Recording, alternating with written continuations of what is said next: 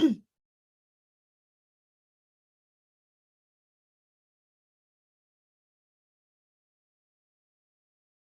Jan. Hi, Kathy. I'm Jill. I'm the library person. Can you hear me? I can't hear you. No. And I have Jan coming in as well before I let everybody else in. So I hope it's Jan. I still can't hear you, just so you know. Oh, there you are. Hello. Can you hear me now? Nope, Oh. I can see your mouth moving now. Okay, so I can hear you. That's at least an improvement. Just try switching. Jan, is that you as well? Can you hear me now? No. If I did that, can you hear me now?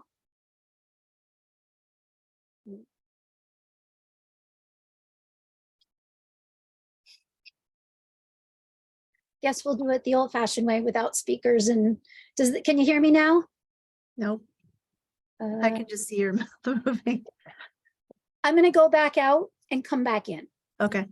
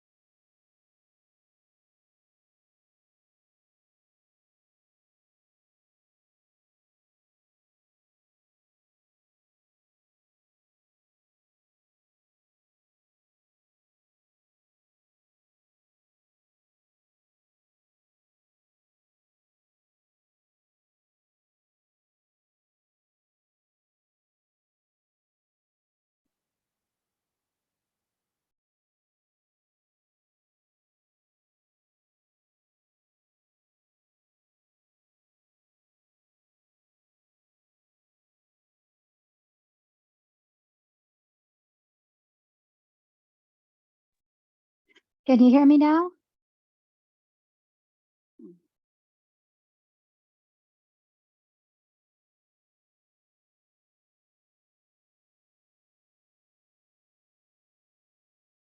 Can you hear me now? Nope. Just If you can hear us, that's a good sign, but I can hear you. no, we kind of need to hear you.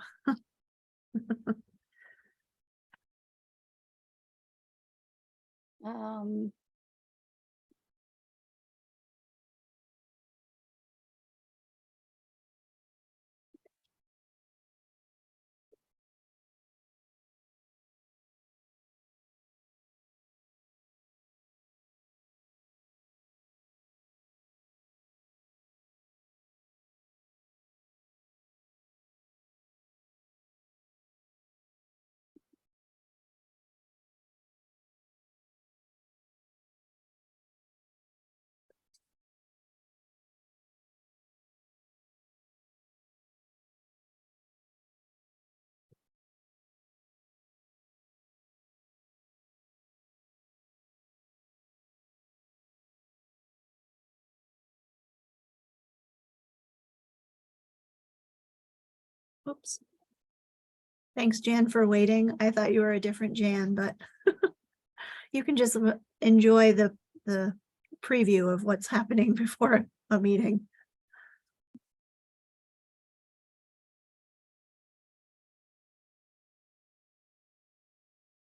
Can you hear me now? Let's see, hold Nope. on. External, no. Headphones. So you can't hear me. Hi, Jan. Hey, how are you? Oh, I Long can't hear time no you see. either. Uh-oh. Maybe it's on my end. Hold on a second. Jan, are you able to hear me? I can hear you very clearly. Oh, okay.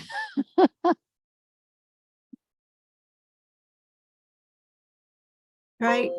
Can you guys hear? You guys, Yes. yay. Okay, now I can hear everybody. Hello. Yeah. Hi. It was all on my end. I'm so sorry. Oh, okay.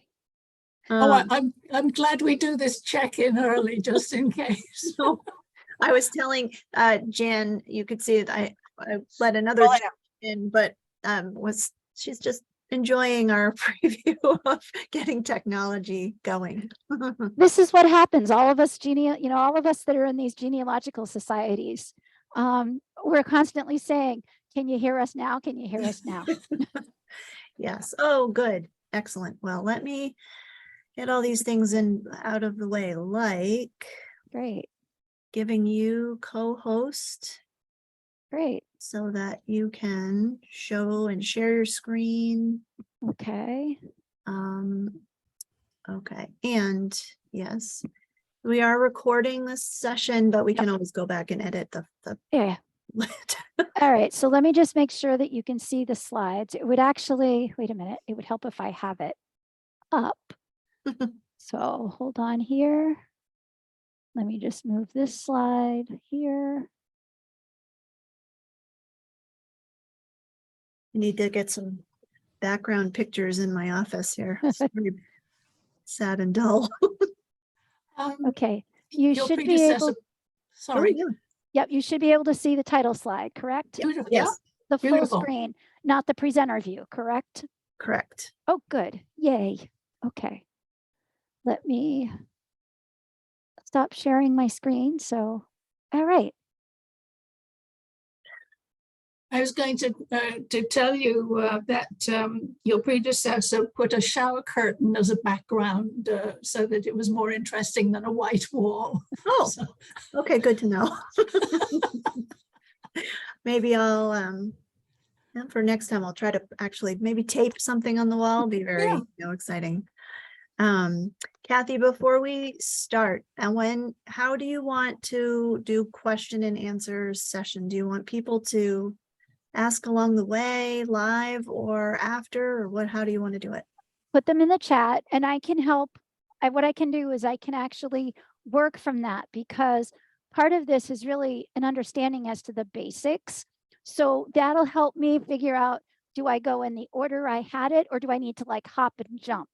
Okay. The other thing is I do want all of the questions sort of at the end, but Yep. have them just put it up, because if something catches my eye and it's a slide that's coming up, I can modify Okay. how we do it. All right. That's fine. And yeah, and basically this is a fun lecture. This is the first time I'm doing this lecture. And it's been one of the lectures I've been wanting to do for a very long time. Probably this has been almost 4 years that I've wanted to complete this project. So Wow. yeah. That's exciting. Yeah, and it's based off of this book. This was the inspiration back from the late 80s. And this is my original copy from like 1987. Perfect. Yeah. So. Wow. Well, it's 10 of, you guys let me know when you want to. Whatever you normally do. So. Kathy, I wanted to tell you that I put this evening's event on the Conference Keeper. Oh, lovely. And we have received registrations from, I remember Houston, Texas, and San Jose, and some other places out west that I don't know what time it is for them, but it's amazing that they are going to be part of this, and I hope they don't forget to log on. Oh, but, good. I thought that was amazing that we've increased our viewership. Yes. Well, Great. we have registration numbers upward of 85 at the moment. So we're, I mean, you know, Yeah, and I know that I am competing tonight against, what is it, the Bruins, and is it the World Series or nah, football? There's something going on. And yeah, so it's fine. And but no, this is actually, I think this will be good, because the genesis for this is too often lecturers or speakers, they forget the 100% sort of skill set that the audience is coming in with. And when you start spewing out like GPS, EE, or NGS or NGSQ, there are people that honestly have no idea. Yeah. So what we're doing is we are creating a gap and a chasm between the functionally literate of our community and then the functionally illiterate when it comes to the skills, by just assuming that they have 100% of the assumed skills for that talk. So what I'm doing is I want to just kind of say, all right, folks, this is the basics of what we should know. And hopefully it should help. So, and it's based on that cultural literacy. So Yeah. I'm excited. Good. Yeah. well, it's exciting to have a big program. I mean, we were talking about actually they'll get a kick out of this, you know, miscommunication, of course. I was upstairs doing something earlier and one of the ladies comes up to me and she said, so we're all set in the conference room. You needed like 75, 80 chairs. Like, what? No, it's online. It's in Zoom. I felt so badly for our custodian. I was thinking, oh no. So Yeah. yeah. Well, and just so you know, I had COVID a couple weeks ago, and then I had a very mild case, so I'm not complaining. But then I started to feel better really quickly. Last week, I ended up having that back end, the boomerang with the fatigue, and I felt like a sloth. And you know how when things sit on your desk, you kind of, you stop seeing them after a while? Yeah. I have an envelope from you guys that I have to send you. So I'll scan it and email it tomorrow. Okay. Sorry, That's the okay. last few weeks have been just kind of A crazy. blur. Yes. So, but yeah. So my apologies on that, but Okay. Nice to know we know where to find you. No. yes. All right, maybe I should let people in and then we I can agree. start to, Yeah. I'm gonna hit admit all and then I'll monitor from the end side of things, but we can start letting people in. And then going to waiting room.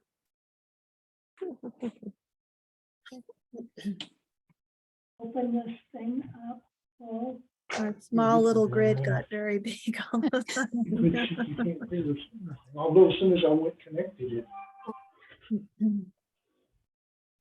Select for the perfect gift at weathertech.com. Alka-Seltzer Plus Power Max gels with more concentrated power because the I'm gonna mute everybody for the moment as they come in, but I will. Kathy, you can unmute yourself. All right. Go. And Jan, you can unmute yourself too. Yeah, I want that. Oops.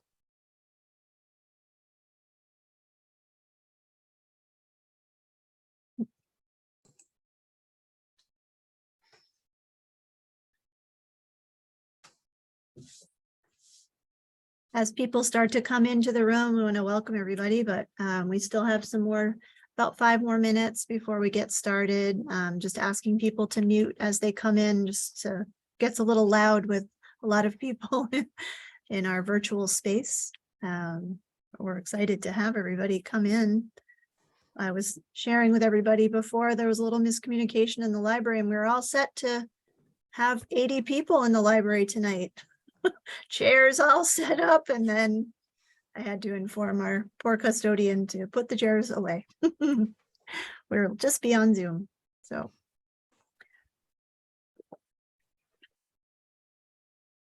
We have a good amount of people that are showing up tonight. Very exciting.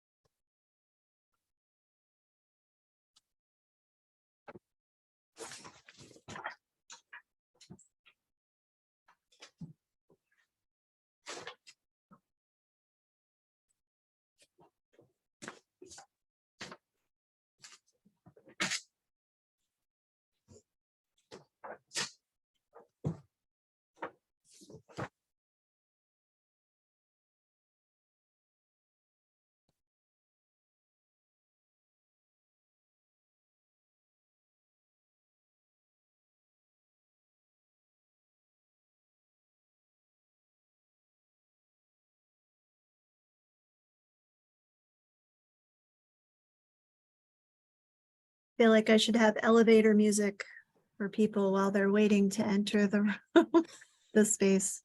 We could just hum something. No, I don't think anybody wants me to do No humming. that. Jan, are you still able to hear me? Yes, I can hear Oh, you. good. Okay, thank you.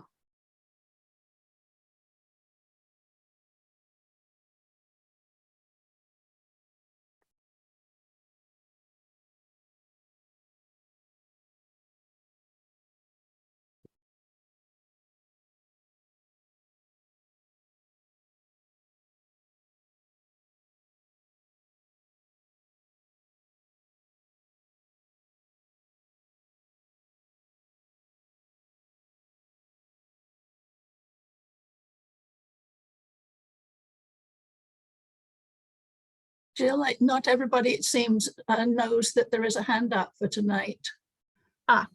Okay. What I will do is once we get going, I'll attach it in the chat for people if they haven't gotten it already. It is also available on the events page where you registered, so you can grab it from there as well if you have that ability. I'd pass it through the screen if I could to you too, but cannot. All right, well, it is 7 o'clock. So we might as well get started. From my end, welcome from the library, Chelmsford Public Library. Some of you are zooming in from other places in the country. I heard a rumor.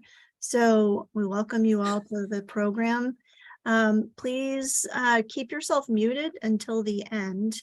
But with that said, please add your comments or questions in the chat while the program is going. Kathy's gonna try to incorporate it into the talk if it's relevant to the slide that she's on or an upcoming slide. But also we can address the questions at the end. And hopefully that's clear. The chat is a nice option to also, as you're thinking of it, so you don't forget your question, you can type it in there and then hopefully we can get to it. With further ado, I'll introduce Jan, our fearless leader in this genealogy group, to do another introduction. Head cook and bottle washer too. So welcome everybody. It's lovely to see such numbers of you gathered here tonight. You know of Kathy Caldas perhaps from previous talks that she's presented for us in the past, and tonight is no exception. You know she is a professional genealogist and a genealogical speaker. She's also known as the ancestor finder, and I'd like to know more about that sometime. She holds a certificate in genealogical research from Boston University and has successfully completed many advanced level genealogical institute courses. Kathleen is very active within the genealogical community and serves in many leadership positions for many organizations. A proud member of the Lexington, Massachusetts DAR and the General Society of Mayflower Descendants. Her areas of genealogical expertise are New England and the Atlantic, Canadian provinces, lineage research, forensic research, Greek research, and mariners who sail the seas and resolving through genealogical problems. Please welcome Kathy Caldas. Thank you so much. Let's see, let me just get the PowerPoint going here. So I actually am so happy that you're able to be here tonight. This is the inaugural showing of this lecture, and this has been a lecture that I've been wanting to really present for a long time. It's based off of a book from the 1980s, and I still have here my yellowed copy that I read back in 1987. And it's all about cultural literacy and how one must know more than just the reading, writing, and arithmetic in order to function in a specific society or culture. And what the book basically talked about was the American culture. For example, can you pick up a newspaper and fully understand stories regardless of whether or not you were fully versed in that subject? You at least had enough of an understanding, whether it's through skilled learning, like taught learning that you would go to school for, or just by picking it up as you went along, through just being a citizen of the certain society or culture. You just picked it up as you went along. And it fascinated me because our genealogical community is a culture, if you think of it that way. And we have our own speak.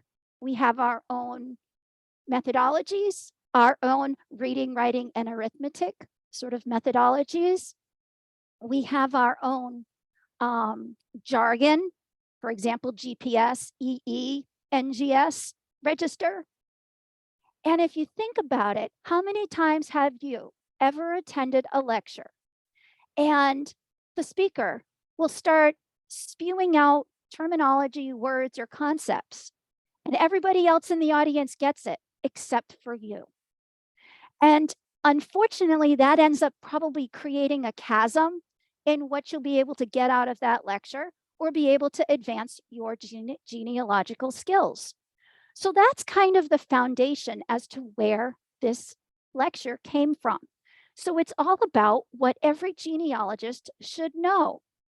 And it will probably be review for many of you. But what it is think about it this way. Think of it as each and every little methodology, concept, or skill or terminology is a dot. And eventually, all of those dots will become a Jackson Pollock of your research sort of skill set so that you can work on your genealogy. But what if you look at it from a different way? This way, it's a beautiful Jackson Pollock painting, but you turn the plane and none of those dots are connecting. So today I'm hoping to give you the glue to connect all of the dots this way to create the glue with all the different dots this way. So that's the genesis of this, and I hope you enjoy this lecture. So understanding genealogical literacy. Well, genealogy is the second most popular hobby in the United States. According to Family Search's statistics on their webpage, 13.7 million registered users are a part of the Family Search community. They get over 7 million page views per day. Ancestry.com has over 3 million plus paying subscribers, and over 20 million have participated in their DNA test program.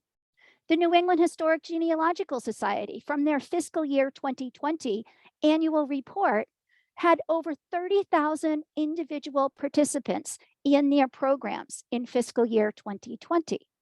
However, just with that right there, the genealogical community, when you look at it visually at either conferences, institutes, or genealogical societies, is definitely showing visually much smaller than that. Could there be an actual learning chasm between what people know, what people should know, and how to apply that knowledge?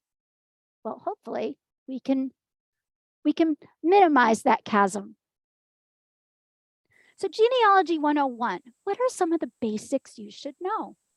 Well, what's great is we have some wonderful research guides that'll help guide you along the way. We have the Red Book. The Red Book is wonderful because what it does is it breaks down with the different jurisdictions here in America. Now, what I'm going to do is I'm using America or New England as our test cases. So those of you that are coming to us tonight from beyond New England, just know that I started and I'm using New England as our sort of smaller subset of a case study, and then America as our larger subset. So the Red Book has, for example, Massachusetts and then the various counties. It has all of the 50 states, but it'll take, for example, the state, counties, and what's available at each of those levels. The source goes through and it's a book about sources. It'll tell you everything you want to know about land records or probate records or the vital records. The Researcher's Guide to American Genealogy kind of has a morphing of both of those two books, but it talks about some of the research methodologies and how-tos, or methodologies like the genealogical proof standard. Evidence Explained is a great way to show how you can document and cite all of the sources that you look at. Because remember, just like in high school, you have to cite your sources in order for your conclusions to be credible. At the local level, there are local resource guides. These are 3 guides that deal with New England. And then you have certain specific research guides. You have like the Genealogist Handbook for Iris Research or other states. You have also other ethnicities like African American, or you even have official research guides that are official books that are put out by the government themselves. And that is acting in an authority. You also must understand that the way that words have been defined over the last generally 400 years and beyond, especially if you're doing research in Europe, have changed. So having a definition that's the exact definition for the exact time frame you are looking in is a really important thing when it comes to understanding those records. For example, a land record in 1776 that said that this land was being conveyed in a demised state does not mean that it was in a decrepit demised state. It means that it was in a sort of lease of perpetuity, and there were conditions to that lease, and it could be reverted back if the person that it was conveyed to did not uphold those conditions. So you have to understand the exact vernacular.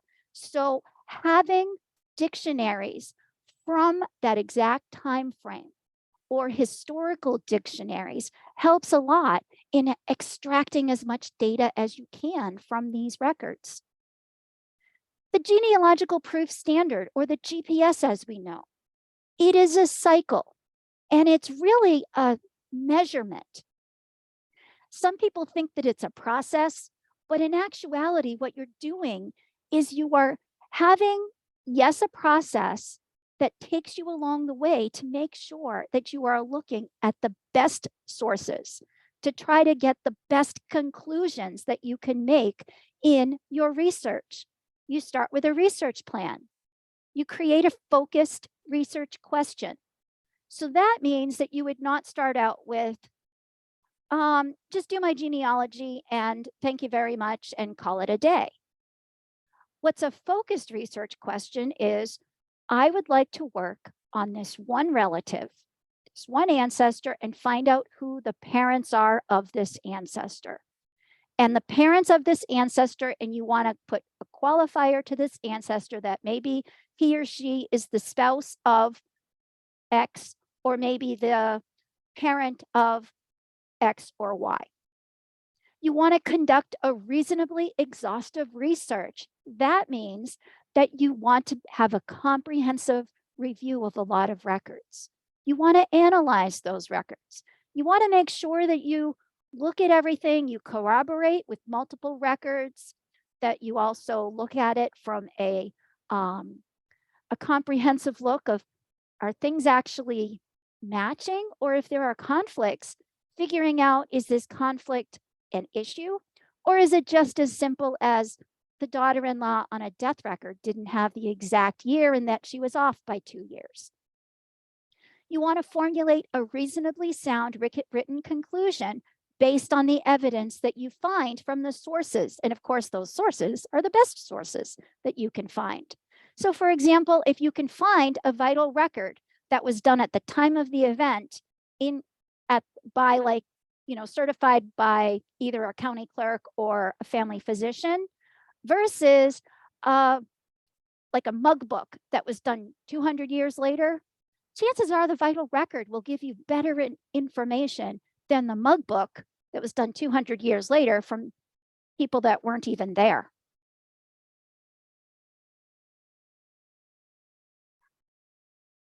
So creating a research plan, this is where you actually start with what you know.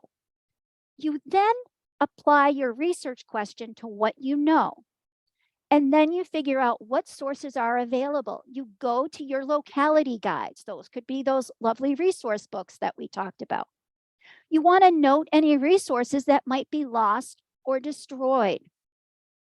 You want to amend your research plan as your research progresses, because the research plan, it's just kind of a guide.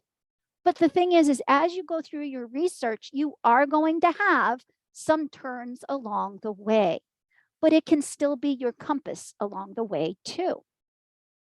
And of course, we want to look for some traditional methodologies and some tales of caution. One, a child cannot be born before his or her parents were born. You'd be surprised how many times I've seen this. A child cannot be born well after the mother has died. Now, I do want to put a qualifier. There are now some scientific advances in 2021 and 2022 that make this now a little bit grayer, but still, there is still a limitation on this, even with science. But traditionally, we're talking pre-scientific standards. You cannot be in 2 places at the same time. Now, I have tried and it doesn't work out. You also cannot have 2 non-twin siblings that can have a birthday within 8 months of each other. Again, pending some newer contemporary scientific advances. Not everything is online, and you need to think phonetically. And when I've worked with, whether it's a client or someone at like the DAR, someone at the Mayflower, someone when I was working the desk at NEHGS, you have no idea how much people would say, it's spelled wrong. This isn't my guy. Spelling doesn't count. You got to think of how it sounds. The other concept that I find that people have a hard time with is the definition of a maiden name. It's the name that a woman is born with.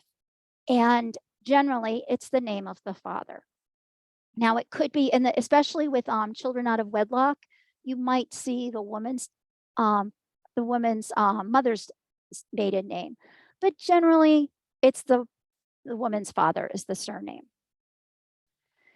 You should also practice reading and writing cursive writing. Now, this may seem simple, but you'd be amazed how we are losing this skill every day. How many of you can read shorthand? How many of you, your parents could read shorthand? Well, this is a dying art. For many years, I know my kids, they weren't being taught cursive writing in school. I did not know that until I had one of my kids. They had just turned 18 and they needed to do a signature. They were 18 years old and I did not realize that they could not write their own signature. You'd be amazed how quickly they spent the summer school in cursive handwriting that year. Abbreviations. Now, one of the things that happens is, just like in any sort of community, you have abbreviations. One of the first things people say is EE. Well, EE is based on evidence explained. It's a style of citations, just like Chicago Manual of Style or other like house styles. SLIG, GRIP, IGHR, GenFed. Those are all week-long genealogical institutes. Many of them pre-COVID used to be in person. Now many of them have turned virtual. NARA, this is another one that people, when you talk about historical records and generally like military records, now NARA has a lot more than military, but it's the National Archives and Records Administration. That's, you know, the nice big building down on Constitution Ave, where the Constitution and the Declaration of Rights, the Declaration of Independence are. But did you know that there are national archives all over the country? And we have one here in Waltham, Massachusetts. The Library of Congress. There's a wealth of information at the Library of Congress. NGS is the National Genealogical Society. NERC is the New England Regional Genealogical Consortium. Every 2 years, they have a conference, and there's one coming up next year. You'll start hearing in your genealogical societies a lot about that as we get closer to the conference. And these are just a few, but I thought it was a great beginning to at least talk about the abbreviations that we all use every day, and we forget that there might be people who may not know what those abbreviations are. Brick walls. Brick walls are something when you basically, in your research, when you cannot advance anymore. They happen when the records stop providing the direct answer. Now, sometimes you can break through it by perseverance. Sometimes you have to go under, over to the side, and sometimes you just have to go to Mars and back in order to figure out how to break them. But don't let it deter you from trying to break down those brick walls.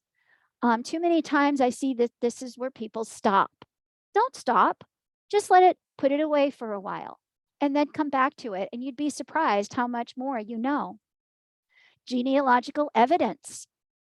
There are 3 main types of evidence that genealogists use. That's direct, indirect, and negative. Now, direct are basically when records tell the answer all by itself. In a death record, it directly will tell you when a person died. Indirectly, if it actually has, let's say that the name is Mrs. Jane Doe, indirectly, that tells you that that woman could possibly have been married. So I'd be looking at other information if the death record was silent on other factors. A negative evidence is actually not that it's the absence, not that it's a negative search. So for example, you look at Jane Doe in the Alabama state death records and she doesn't show up. That's a negative search. However, if you know that Jane Doe has lived in that county for her whole entire life and she does not show up in that county her whole entire life in a census record, then that's negative evidence. That tells you that something is going on that you need to look at. So you want to kind of go deeper and figure out, well, this chasm. Oh, well, the chasm is that she was actually listed in this household. And then when you go and you look, you figure out, oh, well, negative evidence will explain the chasm in the hole. It's kind of like a black hole. You know that there's a black hole and an absence of information, but generally There's a reason why there's an absence of information. Maybe it's because there was a fire or that record book was lost. And it might hold true that that's why it's there. And remember, evidence is only evidence when we apply it to the research question. DNA. Now there's 3 types of DNA tests: autosomal, Y-DNA, mitochondrial DNA. And these are the 3 that we generally use. Online, they have online account portals. They have cousin matches. There's health information, chromosomal mapping, and then also there's other tools that'll help along the way. There are third-party tools, and those will help as well. Just know that DNA tells all. It tells all about the skeletons in everyone's closet. And I cannot emphasize this enough, that just because you have taken a DNA test does not mean that other people want certain things out there. It is all about respect. We are a closed community. We also have friends and family that still want to be able to, have us come for Thanksgiving dinner and family reunions without worrying about all the skeletons. So you want to be mindful. You could discover that you've got relatives that had an out-of-wedlock child. You could discover that you have all of a sudden a brand new brother or sister, or a child you had no idea about. So you want to be respectful of that as well, because what goes around is also what comes around for respect. So make sure also that if you are going to take a DNA test, you also have to take the good and the bad. I would say that, there's a lot of experts out there that can do some counseling as well. So if you do find something that is unusual, don't be afraid to ask advice as well, because a lot of that is hard to understand, the DNA. But if you do understand it, you can also advance your research in amazing ways. So don't let the whole skeletons in the closet deter you either. The fan club. The fan club basically stands for friends, associates, and neighbors. Today, all of you are part of my fan club, and I am a part of your fan club. And these could be family members, sponsors on a baptismal record, abutters on a land record. You'd be amazed when you think about it. They could be witnesses on a court case. They could be a next friend or a trustee to a guardianship. So you want to look at that. You could also see a fan club on military pensions, when all of the people that are in a regiment all vouch for the other one when it comes to pensions. And you'll see it'll almost become a circuit of the same group of people. You might see the same 10 or so families go from one location to another location because they all intermarry. So you see that. That's part of a fan club. So what are some types of genealogical reports? You have the register style, which was sort of based off of the New England historic genealogical style that they started back in the late 1800s. Narrative reports, that's where you get to have some wonderful storytelling. Include the stories. Make these 2-dimensional names turn into 3-dimensional people through narrative reports. Descendancy reports, that's where you take one common ancestor, go down through the all of the descendants of that one person. And Ahnentafel. Now, this is the one that really confuses people the most. You start with yourself, and your father, you are 1. Your father is 2. Your mother is 3. Your father's father 4. Father's mother 5. And you keep going. And every single one of the grandparents has a specific number. And every generation, you can tell the generations based on those numbers. It's a little complicated when you think about it, but when you first hear about it. But once you see it in action and play with it, and many of the Family Tree Maker software programs end up doing these reports for you. play around with it, because it really does help you organize your research, especially if you're doing it for a family reunion and things like that. Family tree software programs. Now, many of these are on your computer. Many of these could even be in the cloud. This is just a small sampling of them. And what's great is each of them has different things that cater to different people. So for example, Family Tree Maker, you can have for both a Mac and PC. Reunion, you can only have for a Mac. Some people like the way that Family Tree Maker works. For example, there's a huge following that people love RootsWeb because of the way it really worked and some of the tools that it had. Each of the tools are specific, like some of them interact better with Family Search's community tree. Some of them work better with the wiki trees. Some of them work better with the ancestry tree and things like that. So figure out what your wants and likes are, and then you'll figure out what program works best for you. The other thing I also suggest is, now, my family, I'm a professional genealogist. Now, my family did not sign up to be a professional genealogist. So I have respected their wishes, and I do not have my trees up on any sort of platform. So I like to keep my trees on my computer. So you may find too, it depends on what you want for sharing. There are people that want their information all out there, because the more information they put out there, the more information they get back as positive feedback from other like cousins. So this is where you also want to find out what your comfort zone is, because again, this is data.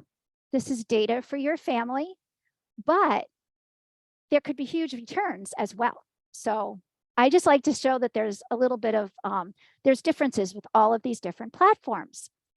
Now, I'm going to now kind of go into understanding New England records. Now, I know that we have people here that are from outside New England, but New England is a really important test case. Now, when I work with people who are outside of New England and I talk about New England records, you'd be surprised as to how many people hyperventilate, because New England records are so complex and complicated. Raise your hand. And you can use your reaction button, like the smiley face, you know, use your hand to like raise your hand or put the thumbs up if you've ever been in that case where to understand New England records took you a little while. Well, it happens all the time. So what I like to do is I like to kind of go through a little bit of turning chaos into order. And this will work on no matter the jurisdiction that you are working on. Because when you first get to a jurisdiction and you're researching that jurisdiction for the first time, what ends up happening is it's new to you. It's just as foreign to you as it is to someone that's outside of New England looking into New England. So it could be complex to you, but it's simple to the people who have been researching there for 30 years. So I always like to start with this slide, because it doesn't matter the jurisdiction, because again, it's all relative to whether or not you're researching there for the first time. So no matter the jurisdiction, you have to know what type of record you are looking for, who is the record for, where did the event occur, when did the event occur, and where is the record now. Because the record may have been listed as a different town, but it's now held somewhere else. And I'll explain why. So here in New England, we have different jurisdictions. We have state, county, district, town/city, village/neighborhoods, and then we have post office zip codes. And within each of these jurisdictions, we have different record sets available for the various jurisdictions. Now, at the town or city level, this is where in New England, for the most part, you will be spending most of your time. except if you are in Connecticut or Vermont. They have slightly different styles, and I'll showcase that also in a minute. But at the town or city hall, you're going to have, for the most part, your vital records, your birth, death, and marriage records. There'll be other records that I've highlighted here, but for the most part, the vital records is really where it's where people spend the most time. The other records are all great because it does help create a full picture when you are researching. And if you're trying to research a brick wall, you never know where these other records will come into play and help with either a timeline, will help solidify whether or not you're looking at one individual, two individuals, or four individuals of the same name in the same town, all about the same age, they're cousins. Because you could have multiple people living in the same small town. Either they're not related or they're all cousins. And each of them could be junior 1, 2, 3, 4. And that doesn't mean that they are father, son, grandson, great grandson. It's just junior could be the son of the senior, or the number 2 that shows up in records. Number 3 could just be the number 3rd John Smith that shows up in records. So you want to make sure that you have the right identity, and that's where the other records help complete that. You have in Connecticut and Vermont, you have these district courts, and they hold the land and probate records. And generally you'll see the larger towns will be a district, but you might see these smaller towns will have one district, and you might see 4 or 5 of these towns be in one district. You also see that at one point there were 131 districts in Connecticut. Today there are 54. So if you are doing any sort of research in Connecticut, you have to understand that there were also parent and daughter districts. At the county level in New England is where the probate and land records are. You also see the court records for the most part at the county level. At the state level is where you see the state papers, the soldier home records, military records from the colonial wars, even through to the contemporary years. You have a whole host of other records. This here is a picture of the Massachusetts State Archives. And what you're looking at there are the boxes of the mental health hospitals or the insane hospitals that were used in the late 1800s and early 20th century. Thanks to our lovely state of Massachusetts that thinks that those are health records, those are off limits to any and all researcher. Can you imagine being able to like touch and open those boxes and the like genealogical treasures that are in there? Unfortunately, all of those records are closed off to any researcher because of the interpretation of the laws. So you will actually have stumbling blocks like that. You may find your ancestor in a census record for a mental hospital, and just because they're in a mental hospital does not mean that they were quote unquote insane. They could have had tuberculosis. They could have had like a stroke. Back in that time frame, they did not have nursing homes or residential nursing facilities. What did they do? Well, they needed to use the insane hospitals that were kind of an established hospital of the time that could handle such long-term disabilities like that. You have also non-governmental jurisdictions. Now I'm going to take a little bit of Cape Cod. Now, I grew up on Cape Cod, and I'll say, oh, I'm from the Mid-Cape. Well, people would say, Mid-Cape, well, that's not a town. Where's the vital records for the Mid-Cape? Or I say I'm from West Yarmouth. Well, again, there's the town of Yarmouth, but where are the vital records for West Yarmouth? So this is where you may see in letters, in ephemera, or journals, various villages or neighborhoods that are not necessarily vital record jurisdictions, but they do make a difference as to where you'll find the records. For example, my father's from Boston, but he's from Dorchester. Not only is he from Dorchester, he's from Savin Hill. Does he say he's from Dorchester or Boston? No, he says he's from Savin Hill. So that is where you'll see things very often in genealogical records, especially if it's the hope chest finds. Now, this is where another distinction is that if there are parent and daughter locations. So for example, Maine is a daughter state of Massachusetts. Every jurisdiction has this, where they have parent and daughter jurisdictions.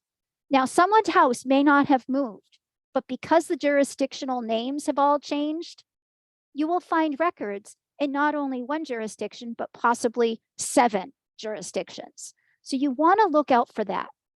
The other thing is you also have, whether it's states, you have that with counties and towns. I did a lovely thing here, a lovely graphic showing Mama, Massachusetts with the daughter Maine to a lovely family cemetery of here lies Harlem, Maine / the district of in the / Massachusetts, 1796 to 1818, mother of China, Maine / Massachusetts. So this is where you can see the provenance of our towns and counties and states as well. So keep that in mind. And that's where that red book comes into play. And it doesn't matter where you are in the jurisdiction. So what are some local repositories? We have our repositories, like for example, the Chelmsford Public Library. That is a repository that you can use and a repository that has a lot of support. You have American Ancestors New England Historic Genealogical Society. They are in downtown Boston. They are also a family search affiliate library. And I believe, Jill, correct me if I'm wrong, but I believe Chelmsford is a family search affiliate library. Yes, okay. So yes, an affiliate library means that you can view additional records that you cannot view at home on Family Search, which is a great agreement. The Massachusetts State Archives. Now there's a wealth of information at the Massachusetts State Archives, and a lot of their records are on Family Search, which is wonderful. You can view almost all of the records for free. There are date holdbacks. So for example, anything that is pre-1930 is not going to be available. Post-1930 is not going to be available.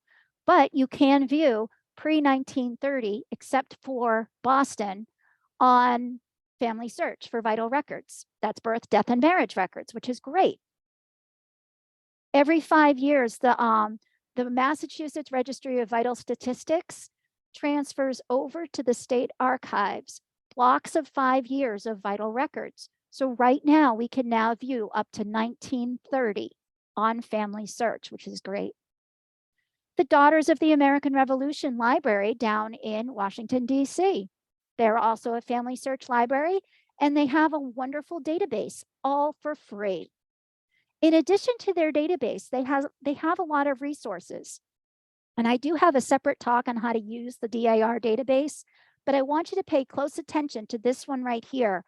These are the Works Projects Administration books and the Workers of the Writers Project program. These books are done on many counties throughout all of the 50 states.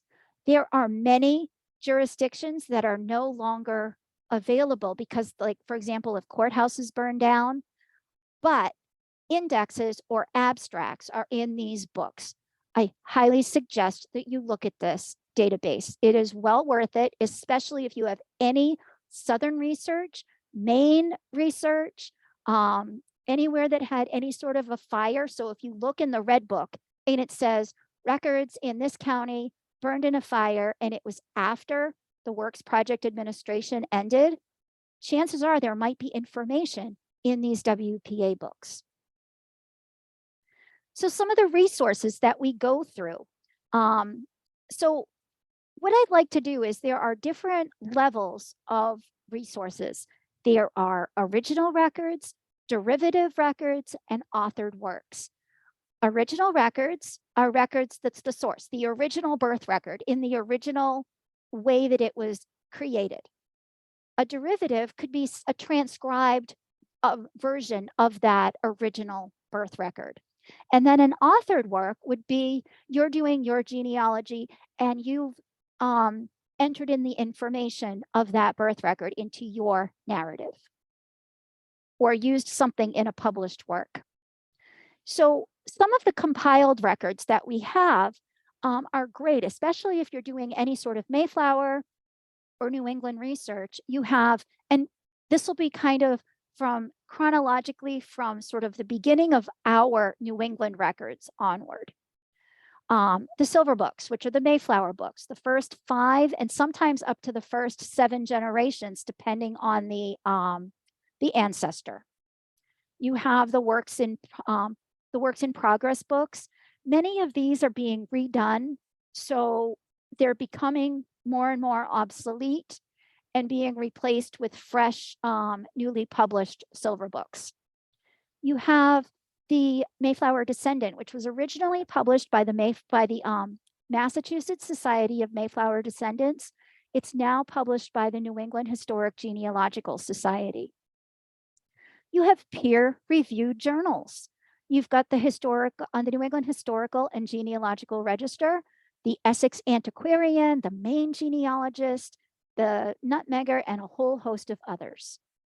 You have Bob Anderson's The Great Migration Project. These are the first generation of the peopling of New England from England and Anglo-Saxon jurisdictions.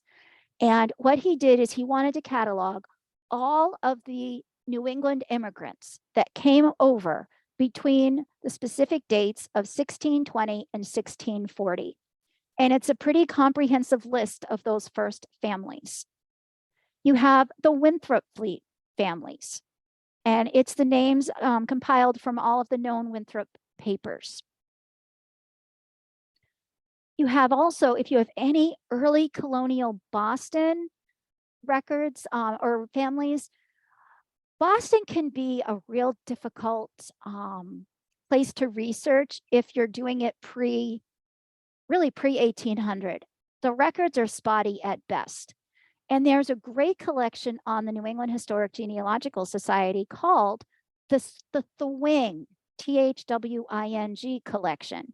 And it's based on these early Boston landowners. And it is a great and highly underused collection. If you're doing any Connecticut research, you have the Barber collection, which is an index of vital records for the various Connecticut towns. And it'll tell you exactly how it compiled it, the families. Again, it is compiled from various resources. So you still want to go look at the original, but it'll tell you the volume and the page of where the originals came from. If you're doing any research in either Connecticut, Western Massachusetts, Eastern upstate New York, or Southern Vermont, these 3 collections are definitely for you. These collections are on microfilm through the Family Search catalog, but probably one of the best finding aids NEHGS has on their microfilm floor. So if you're having trouble with some of the indexes on Family Search, I would recommend that you go to NEHGS and get help and look at some of those finding aids. Massachusetts Vital Records to 1850 is this collection of about, it's over, I think it's like over 200 volumes. Not every town participated in this project, but the state of Massachusetts and the Secretary of State that dealt with vital records. In the early 20th century, they were getting so sick and tired of dealing with all of the vital record requests for the DAR and everyone wanting to join the DAR. They realized, okay, we're going to put a stop to it. We are going to publish this series of books that will put everybody all on the same page. We'll get it out to the various libraries. And that way, they aren't going to have to bother us anymore. Now, yes, many of these books are online. Not all of them are. So my advice is to definitely look within the various libraries to see which libraries has the books that you need. So just know that if you're not finding them on ancestry.com, it doesn't mean that they don't exist. I believe on the Secretary of State's website, there's a full listing of all of the books that were done. Now, I was a crazy fool last year. I actually ended up getting, a library was getting rid of them. And I said, I'll take them.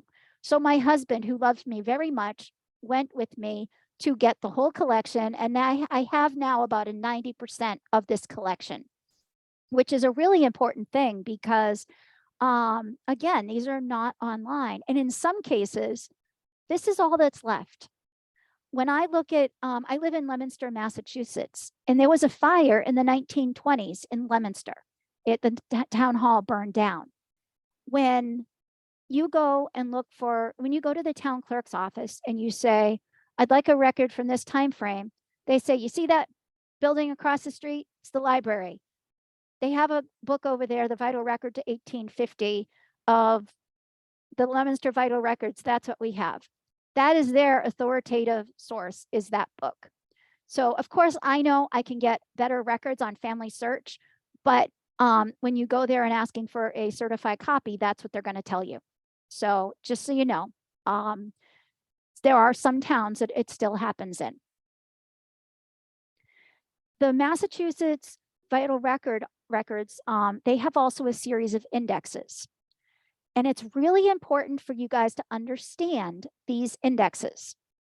How many of you have seen these on ancestry.com? These indexes, they're for births, deaths, and marriage records. There is a group of the 1950s that are not online. Those indexes are on these, they're in these books that are kind of on this computer paper that they're not the best to really use. And they haven't really digitized those. These are in bound versions, in bound volumes. And usually you see them on top of the counters and microfilms boxes at NEHGS. These are really important, but what they are, when people say, well, it's the volume and page number, that volume and page number is for the state return. Here in Massachusetts, vital records are held in two places, at the town level or city level, but also there is a copy that goes to the state. So this index that you are seeing online is the index for the state return. So what you have to do is when you're looking at indexes, look at the fine print of the index. Is it the fine print of the state record, or is it the fine print for the town or the local level record? And this is where I love those first few pages of the information of any published volume and bound volume. Sometimes Ancestry takes away those pages in the searches, even if you go to image 1 of like 5092.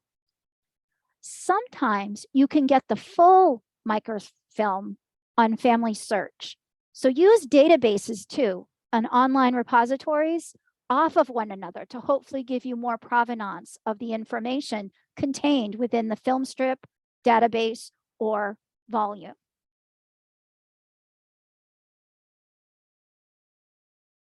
This is Torrey's New England Marriages prior to 1700. Clarence Almond Torrey, he ended up going through again all of these records to compile a whole volume. And in here, it's really hard to tell.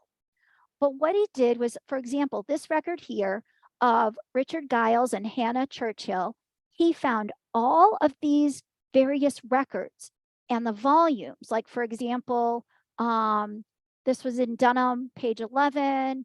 Looks like Haverhill, page 2.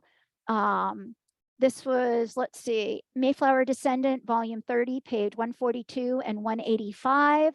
So this is where you have to look at his key. Whether it's Bob Anderson, Torrey, or the Mass Vital Records to 1850, or even the Barber Collection. If you look in the beginning of the book, there's a key to all of the abbreviations. Don't skip over that key. That'll tell you whether or not it's a church record, a vital record, a tombstone record. It'll tell you where they got the information from. Don't skip over those abbreviations. Those abbreviations are actually telling you the source and the citation. So this is my favorite part of what are some of the typical records. Now we all know about vital records, and we all know about, sort of that so-and-so was born on this day and so-and-so was married on this day. Well, did you know that there were actual laws that tell exactly what the requirements of each of those records are? And you know about census records. And you guys all know that the 1950 census is all out. Just making sure. There's court records. I love the early New England court records. That's where you'll find a lot of the bastard cases. And you'll find really the connection to a lot of those maiden names. You have land records that are person to person, but then there's the proprietor records. Now, the proprietor records are when it's going from the overall, for example, you've got in the beginning here, you have the earliest from the Native Americans to the crown, or from the colony, the Native Americans to the colony. You have the crown to the to the people, like the people that were actually the colony governors. You have the royal grants, the colonial grants, or even the town or proprietary grants. You see this more in Connecticut and Vermont as they went through and they were settling those states. How many of you go for New England maritime records? New England was the maritime powerhouse, the global powerhouse up until the Civil War. You have no idea how many times I work with people and it's like, well, have you thought about looking at a maritime record? And people are like, well, they weren't a sailor. I'm like, well, chances are they had something to do with sailing. If they lived here in Massachusetts, Maine, or Rhode Island, that was what the powerhouses were. So you have to look at that. And there's a treasure trove of records. Manuscripts. There are so many repositories, private and public, that have manuscript collections. Now, I want to talk a little bit about military records. There are military records that go all the way back to the first settling, even pre-Anglo-Saxon, going back even before the Mayflower got here to the early explorers, from whether it's up in Atlantic Canada or even down in the Gulf of Mexico. And there's a wealth of records for that as well. So you want to make sure that you add historical context, because chances are, and you're going to see in a second, the reason why you should really be looking at the military conflicts to help drive your genealogy. One, you get great records like muster rolls and military pensions that provide a lot of details. But look at this timeline. I just did the timeline from the early 1600s and all of the wars. And it seems like us North American, Anglo-Saxon in general, Anglo-Saxon, immigrants here to the New World, we just can't seem to get along. As we go through, it's just like every couple of years, there seems to be some sort of war or conflict, even to Operation Enduring Sentinel. Now, what's lovely is Ancestry.com has this wonderful chart. And what it does is it kind of breaks down the various big wars. And it says the estimated birth years. This is a direct link to this slide. This should be printed and posted on every one of your walls, because it will really help you understand when people could possibly be born.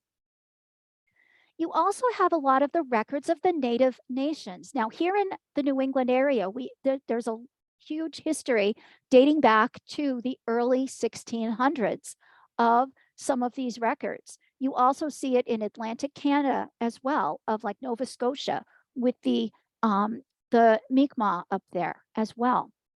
And there's a lot of records. You see it with the Wampanoags, you see it with the Nipmucks, the Nausets, all of them.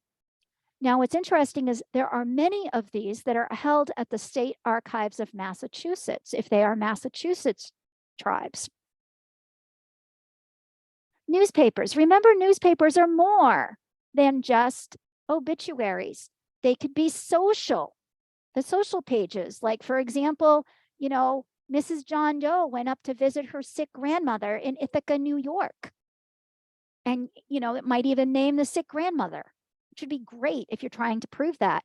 You got to love those juicy divorce matters and other juicy court records.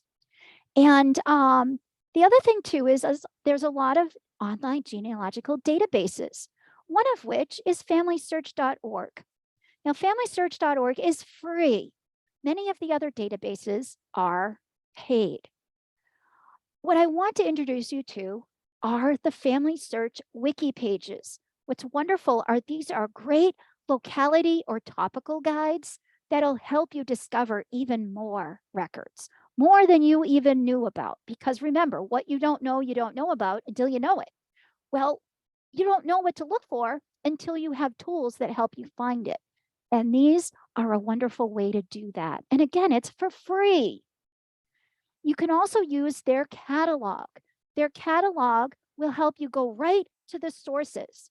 Now, the default is place, but look at all of these other, just like a card catalog that we all learned back in school.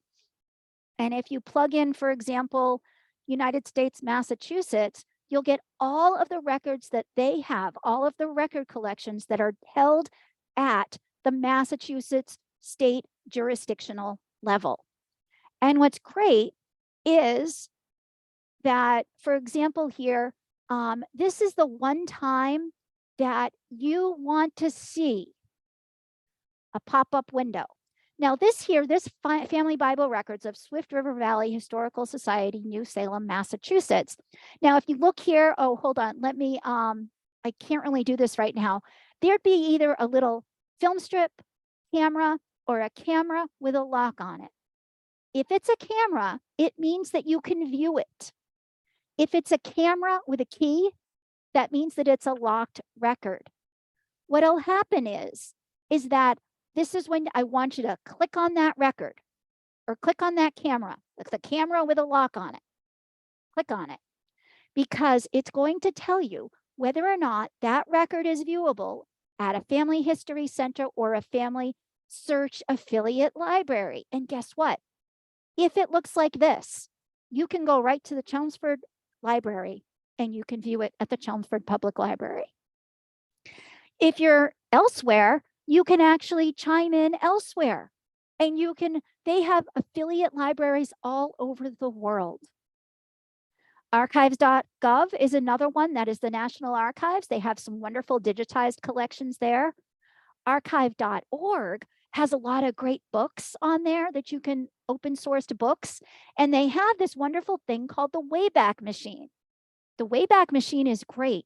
If there's a website that is no longer running, but it was cataloged by the Wayback Machine, you can view a static version of that website. So a website that went static 3 years ago, that ceased, that went and just maybe somebody, an organization didn't continue paying their WordPress payments, but it was cataloged. You can see it and you'll be able to get that information. Don't forget about books on Google Books. Library of Congress has a wonderful website. Anything that the government has, whether it's on archives.gov, Library of Congress, or this other wonderful website called A Century of Lawmaking for a New Nation, guess what? It is out of copyright and you can use it with proper crediting. And it'll tell you exactly how you're supposed to credit it. There's maps, there's westward migration maps that'll help about the settling and the westward migration and migration patterns. Steve Morse and David Rumsey have great websites with maps. And there are so many other things. The Massachusetts State Archives has this great colonial collection, all online for free on Family Search. You'll find a whole host of things here. And then there's another whole thing, which is there's a collection here that not a lot of people know about, but if you're looking at privateers, there's a collection at Harvard Library that has been digitized. They have some wonderful privateering records. And again, remember, Massachusetts was the epicenter of the maritime world. So if there's one takeaway I want you to come away with is definitely to start thinking maritime before anything else, because if it's pre-Civil War, you may actually have a better result with your research about the maritime.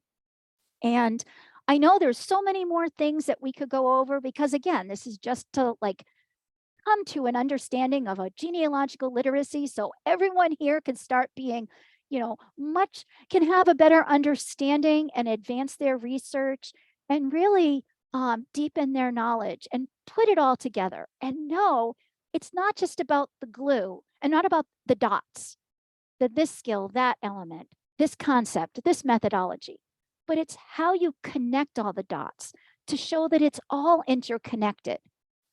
And I hope this helps give you a better understanding, and I hope it does actually deepen, you know, I hope it actually advances your research to at least put everyone on the same playing field. So the next time that you have a lecture or attend a lecture, you'll kind of have a little bit of an idea as to what it all means. So thank you.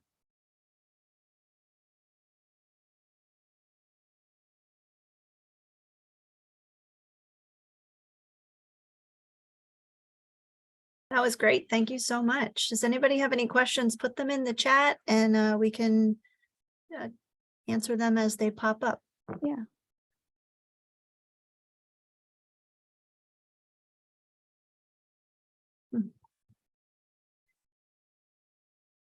Yeah, and it's one of these things where part of this whole thing is becoming a functioning genealogist within our cultural community of being a genealogist as being in the genealogical community.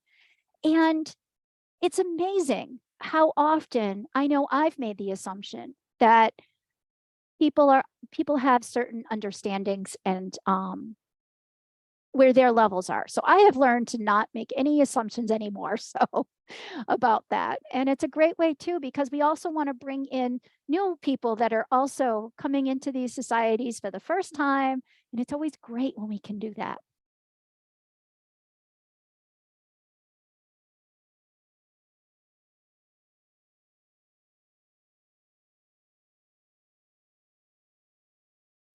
It looks like there was some issues with the handout. Did you eventually get the handout up? Oh, good. Okay.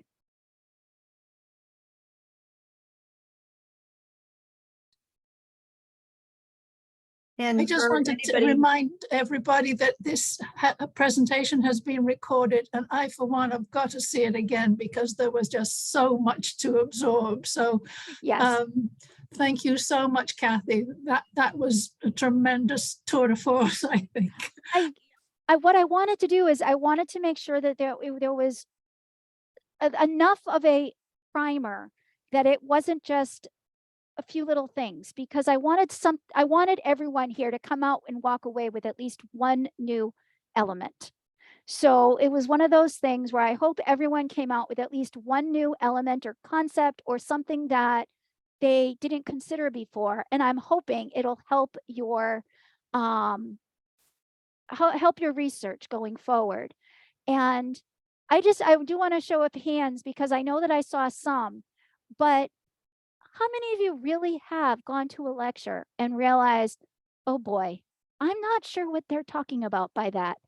But by the time they're done, you forget to go ask, what did you mean by that? Because you've been trying to, because you're trying to catch up. And once you get to that point that you can't catch up, it's like, it becomes a chasm of trying to catch back up that you kind of then get lost. So I'm just curious how many people that's happened to.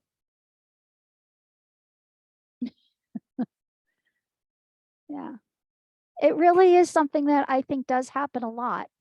So, and I think COVID has also helped widen some of that because of the Zoom land element. You just can't really go up afterwards and talk in private without it being on like a public chat session for people to see, that. But remember, there's no dumb question, because a dumb question is not moving forward and having it answered and then basically realizing, oh, well, now you have to either reattend the lecture or being just as lost as you were before you actually went.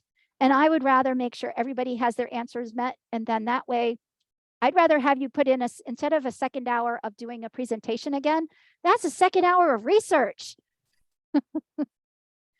So. I have a question. Sure. When you talked about, and thank you, it was a very good presentation. I enjoyed it and learned a lot. But when you talked about the records being at the archives until 1930, Yep. Except for the city of Boston, what's Yep. the time frame on those, and what's the story on that? If you know. So you can see the city of Boston in the state returns. However, if you want the original Boston record, you're probably going to have to wait. They're much later to go because Okay. their timetable is a little bit different than the state.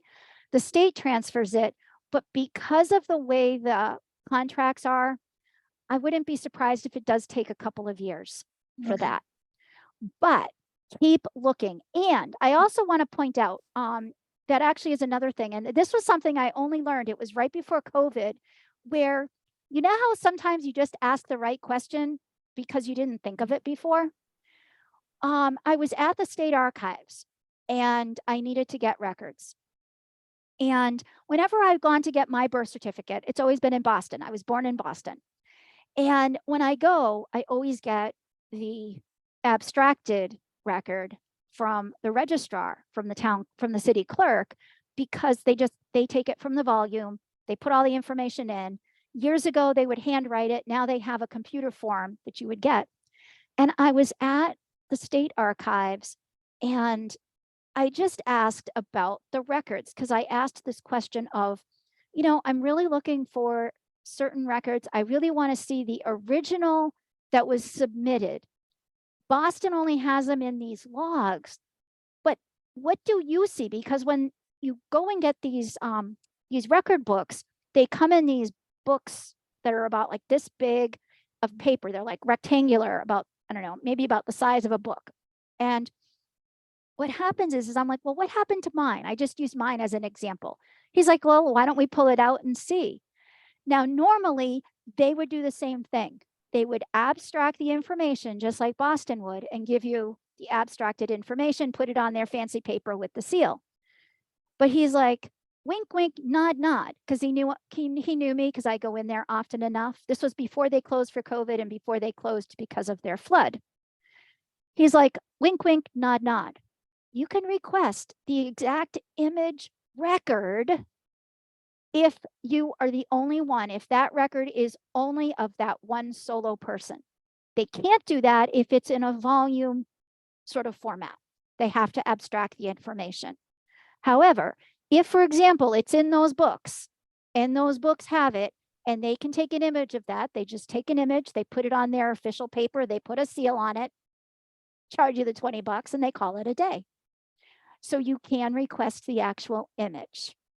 So don't be afraid to ask questions either, because you never know when you can basically just go, well, all they can say is no, right? So you're no worse off than before you ask the question. So, but yeah. Unfortunately, I could not get my father's that way because in the 1940s, they entered them into the logbook. For me in the 70s, that's when they started breaking them out again into individual records. So I could do that. My grandmother was born in the 20s and I'm hoping to get her official image. And now I have to wait a couple of years for that. Unless I go to the archive, unless I go, I guess now it would be the archives. I could probably actually go to the archives now that it's there. But when the last checked, I was there a couple years ago and they were still at the registry. So knowing what records are where and what jurisdiction is a big thing, because here in Massachusetts, you can have state records at the Registry of Vital Stats or the archives. So it all depends. And once they go to the archives, those records are no longer at the Registry of Vital Stats. So I hope that helps. Thank you. Kathy, there's a question. If you were to start out with 3 books, what would they be? It depends on what your research is. I would first start, like if you have New England research, I would probably start off with definitely the New England Guide. In fact, there's a new edition. Hold on here.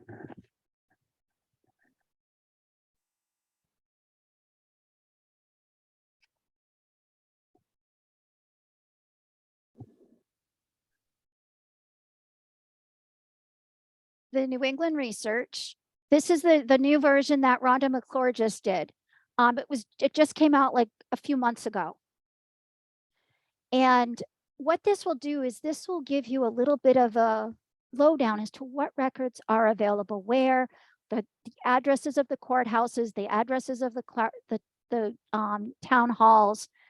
But I would also recommend any of the getting started in genealogy books. Like there's a great one. Where is it here? There it is. Something as simple and is like Genealogy 101 to just get started.